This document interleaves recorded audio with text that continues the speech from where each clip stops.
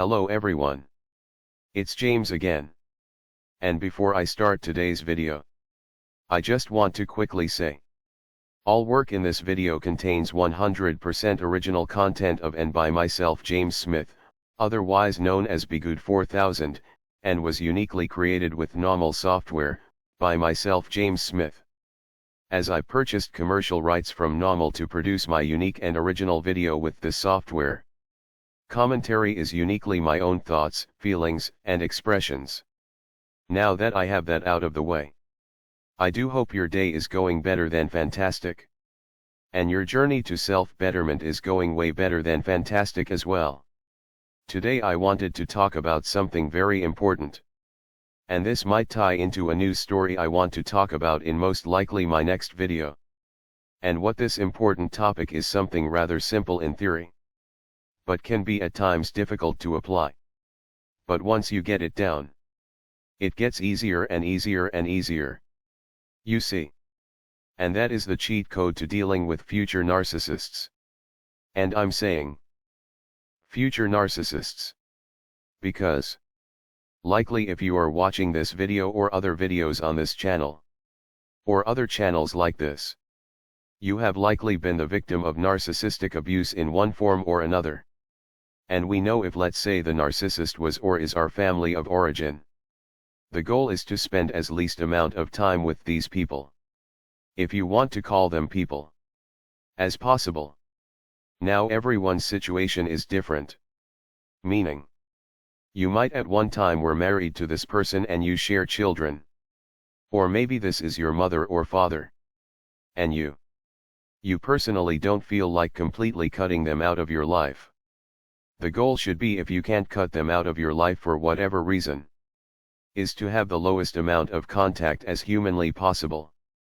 Because the more you spend time with these people, the more they can lull you into believing they love you and have changed. And all of the above.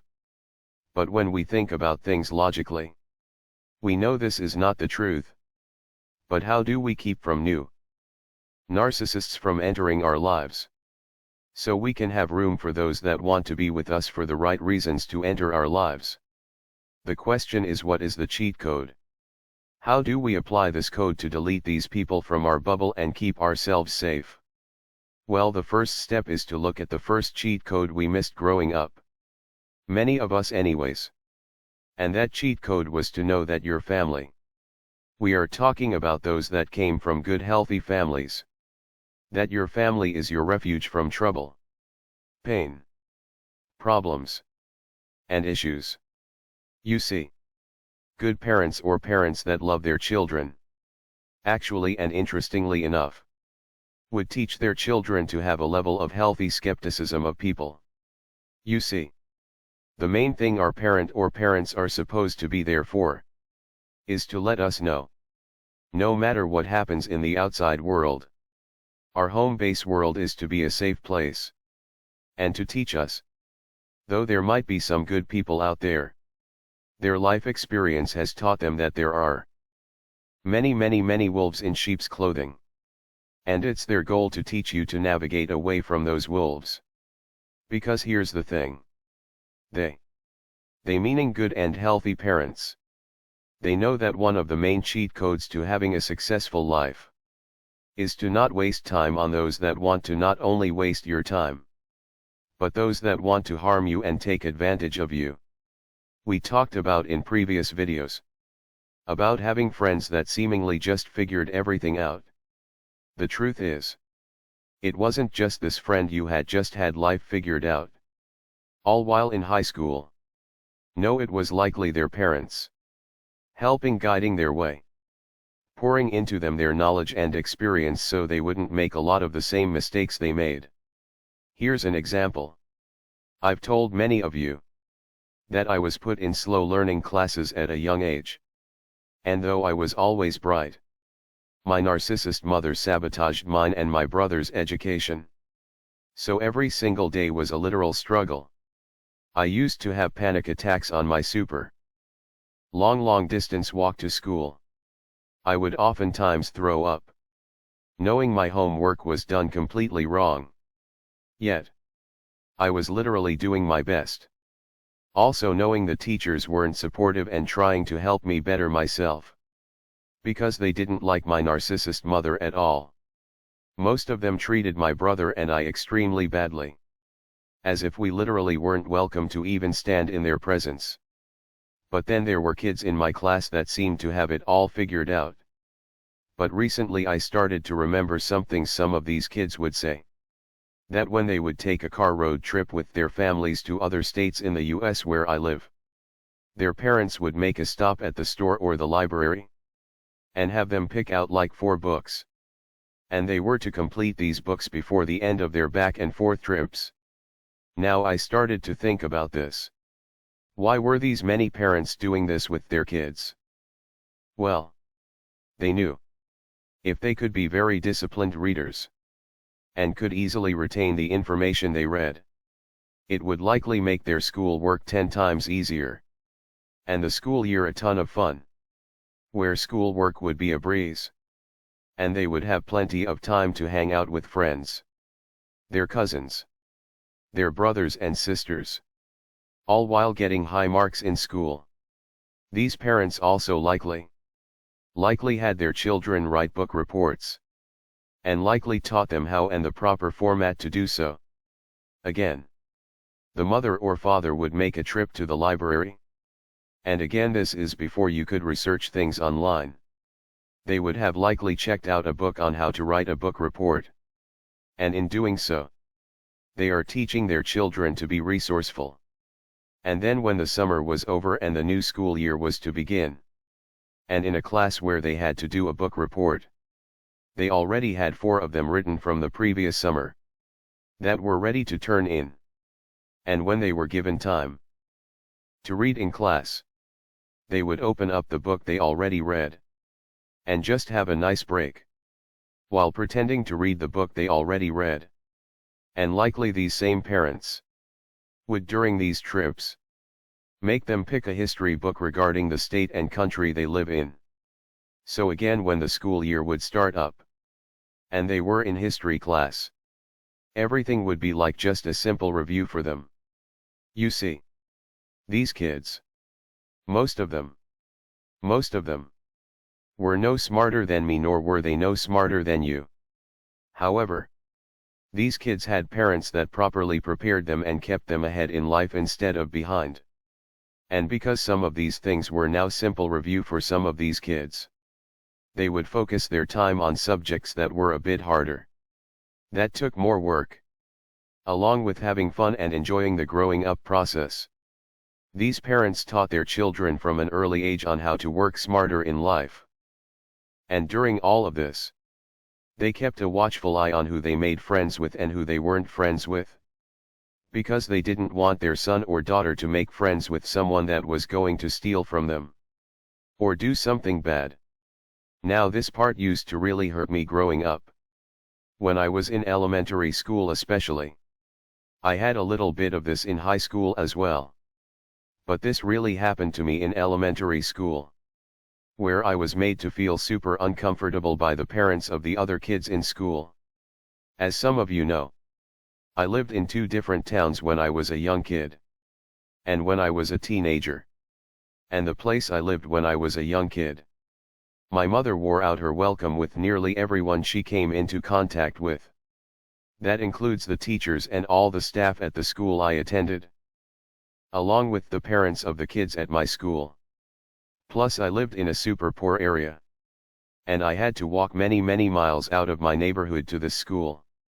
And besides the teachers treating me really badly, and the parents treating me badly, and as a result the kids treated me badly too, there were a few times where I would kind of start to hit it off with one of the other kids in school. It wasn't often, but it did happen a few times. And I remember the parents of these kids really watching me. I think because of the neighborhood I was from. I remember one time one of the parents, before I was about ready to leave their home and walk a long distance back to my home, they said, "Oh, I like your jacket, James. Do you mind if I see it for a minute?" So I would take off my cheap jacket and hand it to their mother or father. Whoever asked to see it? And they started to go through my pockets to see if I had stolen anything. Then they would hand me my jacket back. Even as a young child, I knew what they were doing. And I was extremely hurt. It really hit my self-esteem big time.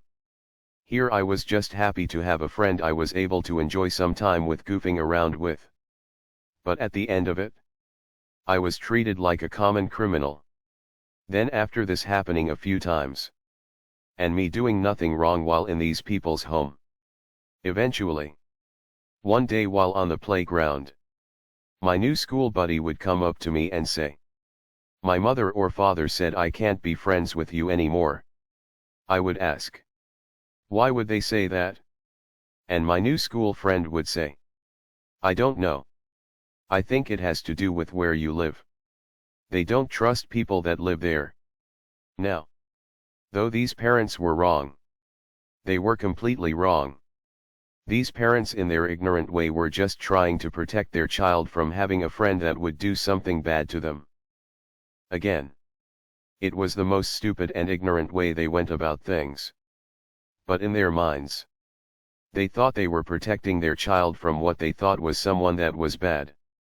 The truth is they could have just watched to see how we got along and had boundaries. I'm okay with that. However, I think going through my jacket was a bit much. I mean, I was just happy to have a friend. I've never taken anything from anyone.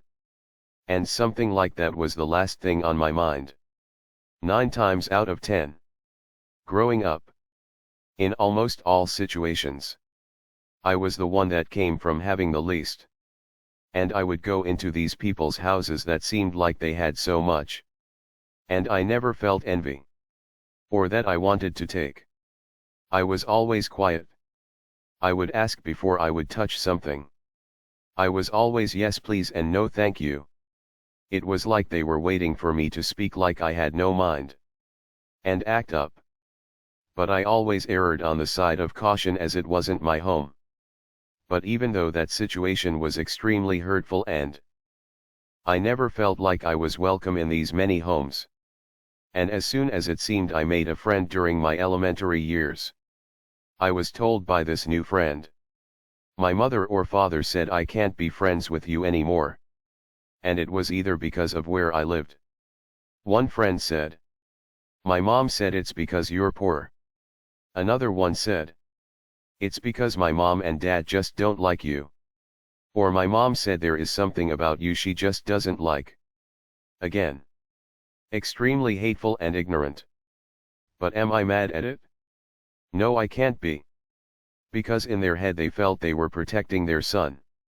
From what I don't know. But in their mind they thought they were doing the right thing. And knowing all of this, I believe, gives us the cheat code to keeping future narcissists out of our lives. You see, there are some decent people out there that enjoy being kind to others. It might seem like love bombing, but it might just be them being kind. So how do we know the difference? What's the cheat code? The cheat code is to relax but don't relax. You see, after I moved from the town I went to elementary school at, and I was a growing teen, I started to make friends. Now some of the parents were just as bad as some of the parents I had to deal with when I was in elementary school. The only difference was, as a teen there were tons of places we could hang out other than certain kids' homes. Again, I had one friend of mine say, "I don't want to bring you home, James, because my mother and father don't like you." Now most of the parents did like me. But there was still some that didn't. And because I was making friends. And yes, there were times I didn't feel welcome. But then there were other times I felt super welcome. And it was those times that made me feel super welcome, where I would forget about the home I was from, and all of my other negative encounters. And I would not only relax, but I stopped reflecting upon situations and everyday happenings. Because I thought I was the only one that grew up the way that I did. That I was the only one that had the messed up family that I had. That everyone else grew up in love and had happy homes. And this way of thinking Made me drop my guard with literally everyone else I met almost. So much so, I was always blindsided when I was hurt or taken advantage of. So what I know the cheat code to be is the ability to think through your daily interactions and to take positive action regarding them. And sometimes it means to do nothing.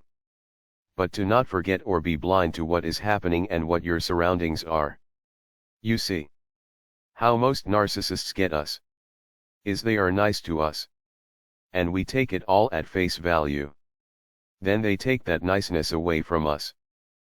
And that triggers the abandonment issues that most, if not all of us have that grew up in a toxic narcissistically abusive home. Because you see, we never got love. Never. We don't know what it's like to get a legit hug from our narcissist parent or parents. A hug that says I love you and have it be meant for real. And narcissists know this about people like us. They know we are missing love. So they give it and then take it away. This could be treating you super special. Them being interested in all of your life problems and issues. And them wanting to help you.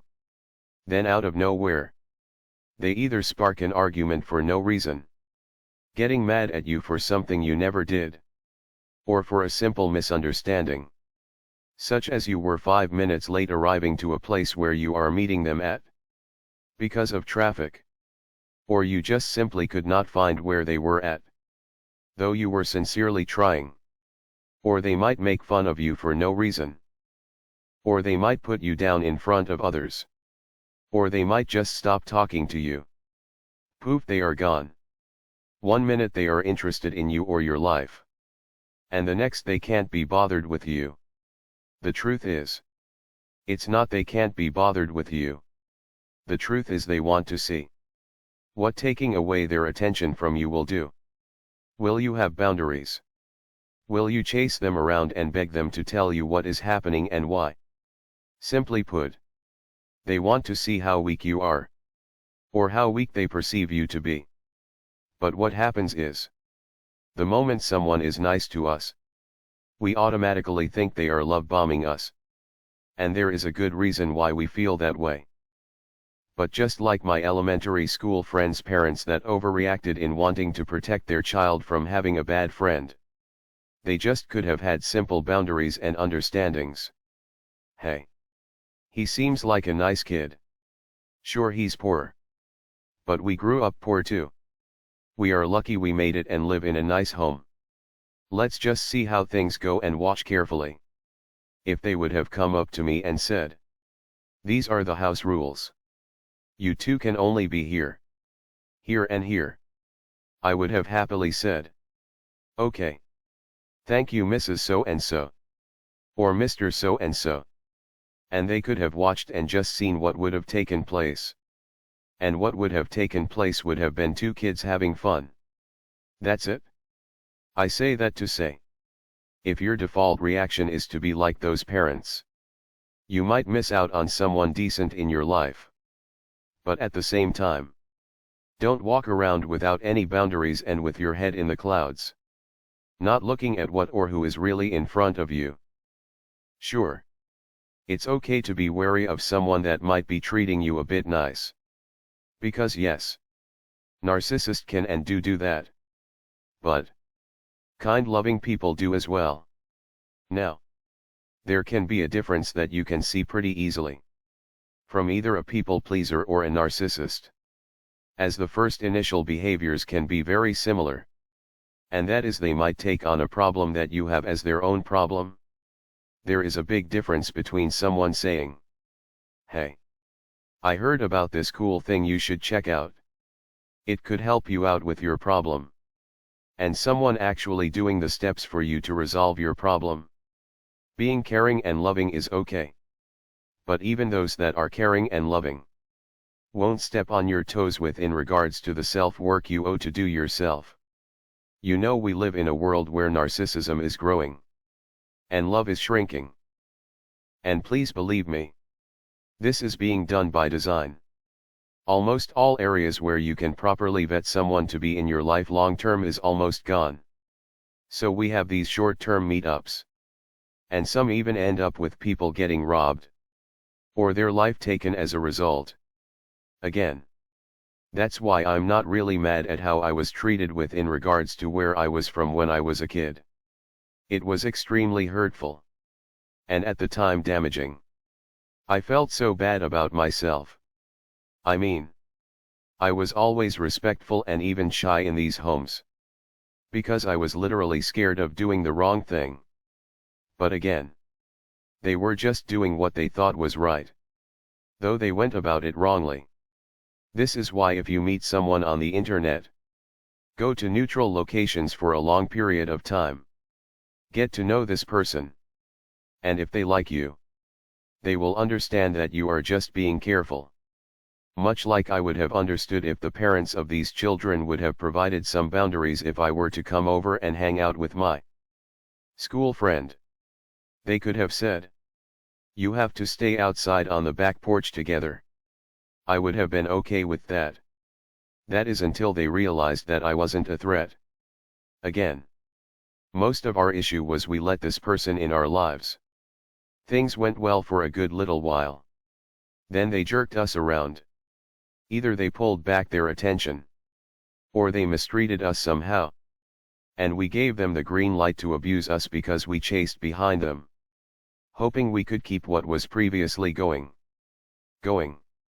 You see, if you know someone for 6 months or a year, and things are going great, and out of nowhere this person mocks you, makes fun of you, or they pull away their attention, their friendship, or their love, there is a high chance everything leading up to this happening, everything fun and good, was completely and utterly fake. This is why the cheat code is the ability to be relaxed without being relaxed, and to self-reflect, and to act accordingly, without second-guessing yourself too much. Here's an example. Ghosting. Narcissists love to ghost. As a way to put you in a submissive position. They want to see how much you need them and how much you will put up with them treating you important 1 minute, and the next taking their nice treatment of you away. But here's the other thing. There are other people that ghost as well. Those with severe mental illnesses and other issues. Now it doesn't mean that it's any more right they have done this to you.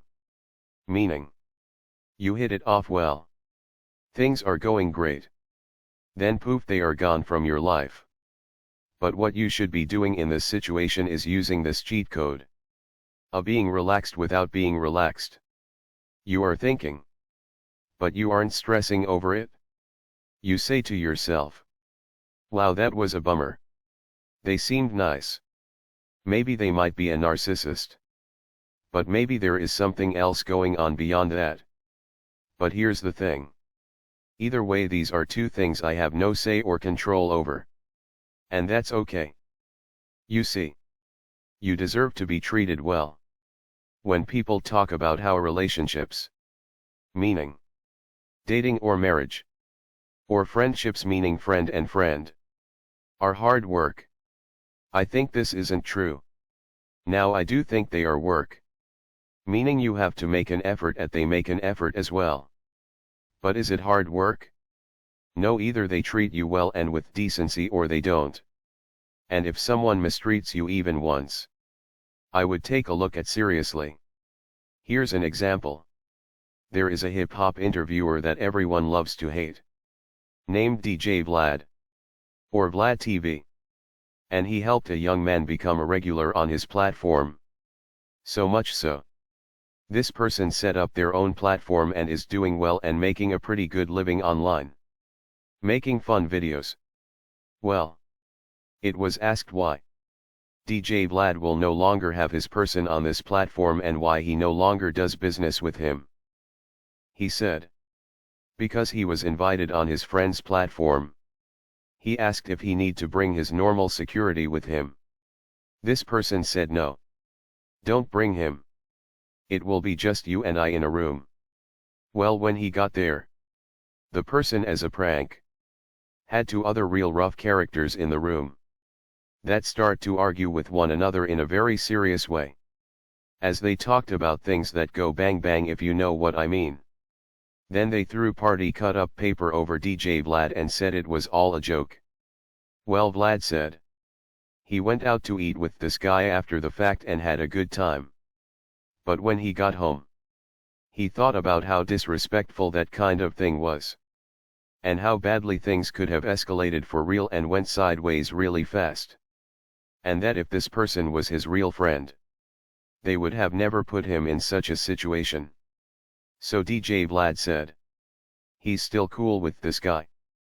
They still text each other from time to time. But he will at this juncture not have this person on his show.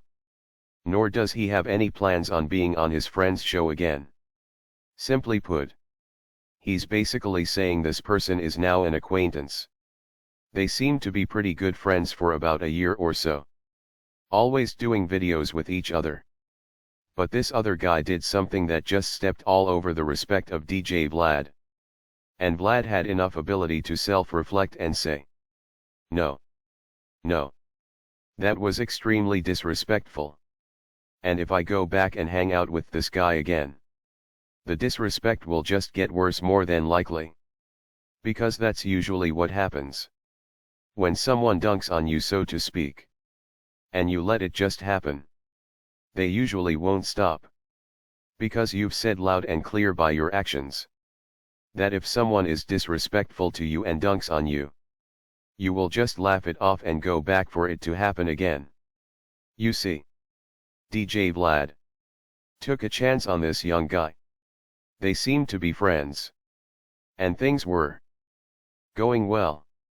And to the other guy's credit, he told Vlad that he really didn't think things through. And that he was sorry. But still, you have to have some code to live by. DJ Vlad took a chance. A year later things went somewhat bad. And Vlad made a choice and kept on moving forward with his life. And this is what you and I must do. We live in a world where vetting people over a period of time and watching them and how they behave can be a bit iffy. People jump into these instant relationships without knowing much about the other person. And either things turn out very toxic, or they fizzle out very quickly. But the cheat code you will have is to stay relaxed without being relaxed.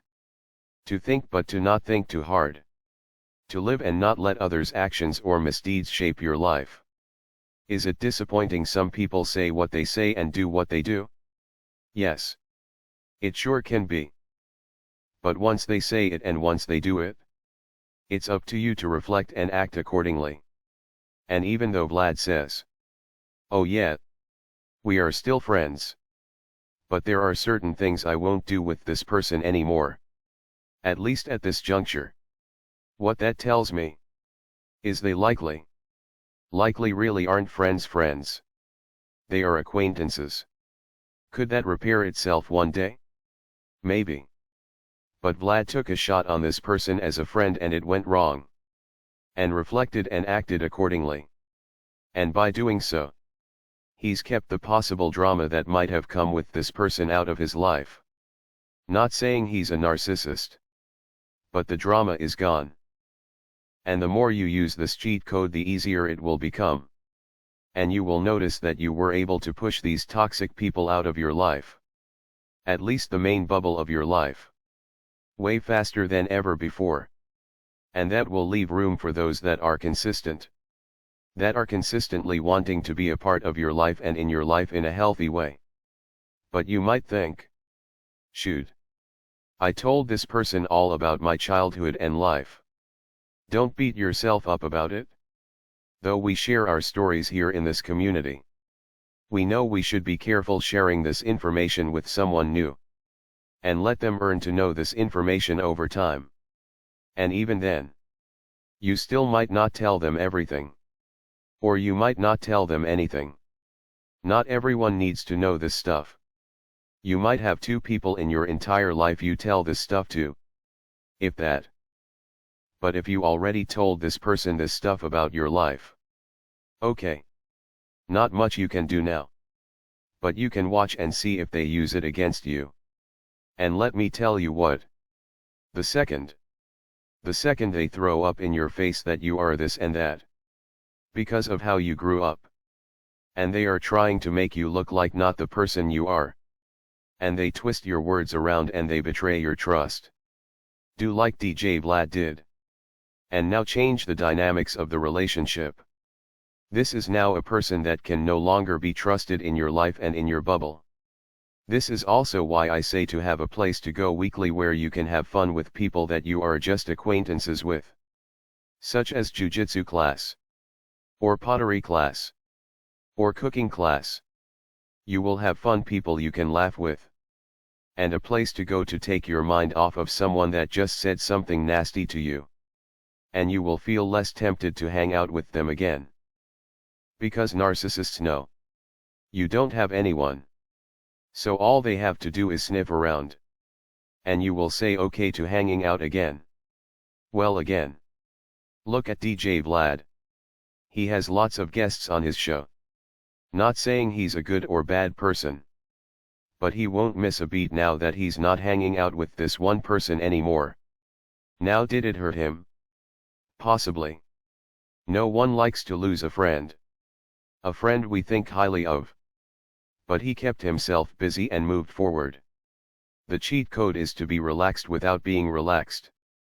To think without thinking too hard. And to be able to self-reflect and take action. Along with keeping yourself busy. And this will make the narcissists not want to bother with you. And the only people still around you will hopefully be those that want to be around you. People you don't have to beg for their attention or love and good treatment. People that see you are valuable as you see them as valuable. Someone that is kind to you and someone you can be kind to without it being misused and abused. And the narcissists don't want you to know this cheat code. Because they want you stuck. Sad. And in pain with no love. But please know the ultimate cheat code is that God loves you. He really does. And He's with you every step of the way. He really is. With that said, I do hope your day is blessed. And until next time. Bye for now. And be good to yourself.